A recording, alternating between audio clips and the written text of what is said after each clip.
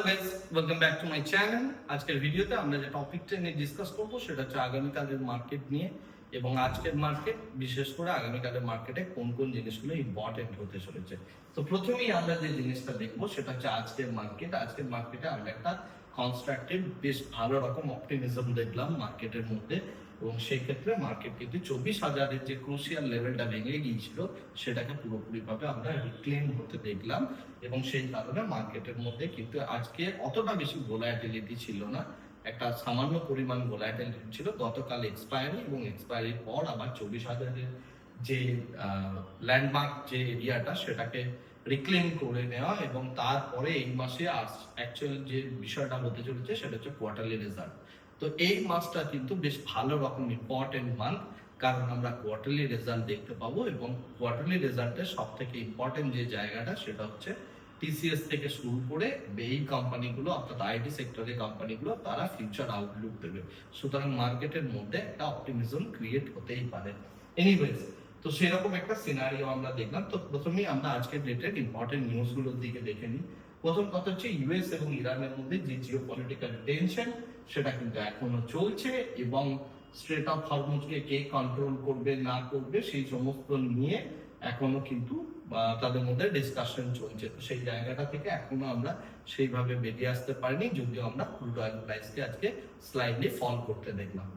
Next যে বিষয়টা important, KPI take অর্থাৎ কেপিআইটি, এই যে কোম্পানিটা রয়েছে এটার মেইন যে এরিয়াটা, অর্থাৎ যেখানে সব থেকে বেশি কাজ করে সেটা হচ্ছে ইউরোপে একটা হিট ওয়েভ চলছে, এবং তার সাথে সাথে আমরা যেটা দেখতে পাচ্ছি যে এই কোম্পানির তরফ থেকে যেটা বোঝা যাচ্ছে যে ইউরোপের মধ্যে একটা বেশ ভয়ঙ্কর রকমের তাদের বিজনেসের একটা স্লোডাউন তারা ফেস করবে, এবং সেটার জন্য ম্যানেজমেন্ট কিন্তু অলরেডি এই ওয়ার্নিংটা দিয়েছে, এবং যে কারণে আজকের ডেটে কেপিআই তে কিন্তু 17%-এর কাছাকাছি একটা ড্রাস্টিক্যালি ফল করতে আমরা দেখলাম।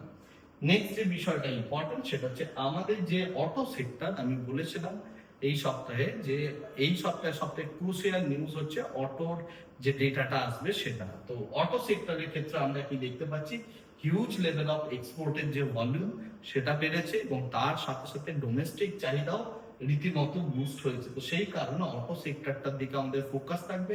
আমি গতকালই বলেছিলাম যে আজকের ডেট এবং আগামীকালের ডেটের জন্য অটো সেক্টরটার দিকে আমাদের লক্ষ্য রাখবো। তো সেই জায়গা থেকে দেখতে গেলে আজকে অটো সেক্টর রীতিমতো 1% আপে গিয়ে ক্লোজ করেছে। নেক্সট যে বিষয়টা ইম্পর্টেন্ট, আমাদের যে ক্যাবিনেট মিনিস্ট্রি রয়েছে তারা উত্তরপ্রদেশে একটা বেশ বড় রকমের 14,000 কোটি টাকার কাছাকাছি একটা বেশ বড় রকম হাইওয়ে প্রজেক্ট তারা আনতে চলেছে। তো সুতরাং আমাদের দেখতে হবে এই হাইওয়ে প্রজেক্টটা অ্যাকচুয়ালি কে পেতে চলেছে, কোন ইনফ্রাস্ট্রাকচার কোম্পানি। তো সেই কোম্পানিটা কিন্তু ভালো রকমের একটা বড় অর্ডার বুক হতে চলেছে। তো সুতরাং সেই কোম্পানিটার উপর আমাদের পুলিশ আউটলুক হবে, যদিও এটা জাস্ট একদম খুব ইনিশিয়াল ফেজ। যাই হোক, তো এই হচ্ছে টোটাল আজকে ডেটের নিউজ। এরপরে আমরা যদি মার্কেটের ডেটার দিকে দেখি, নিফটি থেকে শুরু করে প্রত্যেকটা যে আমাদের ডেটা রয়েছে সমস্ত কিছুই মোটামুটি ভাবে দেখতে গেলে পজিটিভ। ইউএস এর যে বন্ড, সেই বন্ডকে মোটামুটি ভাবে দেখতে গেলে ডাম্প করা হয়েছে, যে কারণে ইল্ডকে আমরা বাড়তে দেখছি। আর এই দিক থেকে ভিক্স মোটামুটি ডাউন, এবং তার সাথে ইউএসডি আইএনআর সেটা কিন্তু স্লাইডলি আজকের ডেটে একটু হলেও বেড়েছে, এবং বিটকয়েন প্রাইস সেটা 60,000-এর কাছাকাছি জায়গাতেই রয়েছে।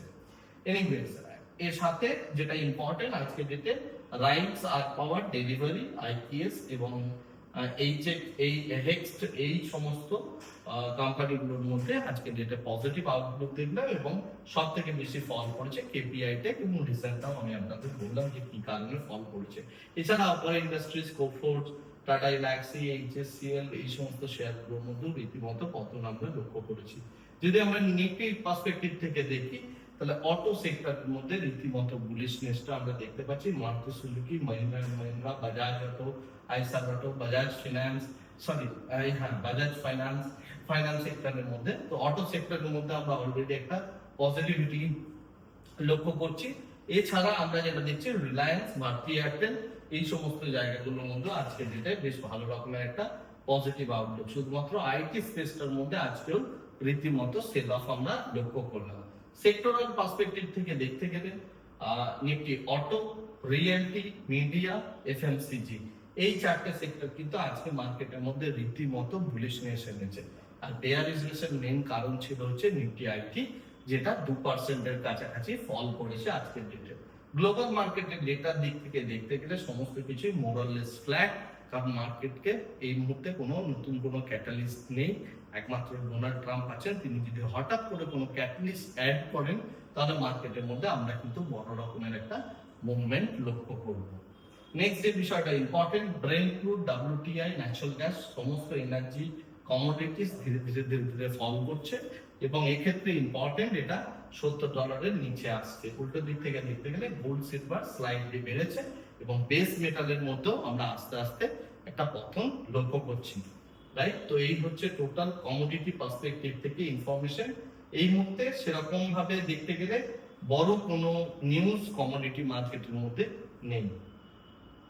এরপরে আমি আসছি ওপেন ইন্টারেস্ট পার্সপেক্টিভ থেকে। এই মুহূর্তে যদি দেখা হয় 24,000 কল পুট একদম ইকুয়াল এবং মার্কেটের মধ্যে আমরা যেটা দেখতে পাচ্ছি কোয়ার্টারলি রেজাল্টের সিজন। তো এই মুহূর্তে 24,000 কল আর পুট দুটো জায়গার দিকে আমাদের লক্ষ্য রাখতে হবে, যেটা ওয়াইন্ড আপ হবে এবং অন্যটা যেটা বাড়বে সেই দিকে আমাদের ডাইরেকশনাল ট্রেড থাকবে। তো এই মুহূর্তে মার্কেট মোটামুটি ভাবে বলতে গেলে একটা কনফিউজ স্টেটের মধ্যে রয়েছে এবং মান্থলি এক্সপায়ারি জাস্ট শুরু হলো, রাইট? তো এবং তার সাথে যেটা ইম্পর্টেন্ট, আগামীকাল আমাদের সেন্সেক্স এর এক্সপায়ারি আসছে এবং সেটার দিকটা যদি আমাদের দেখতে হয় তাহলে এই ক্ষেত্রে আমাদের কিন্তু একটা বড় রেঞ্জ পাচ্ছি নিফটির মধ্যে। একটা হচ্ছে 23,900 এবং এইদিকে 24,200।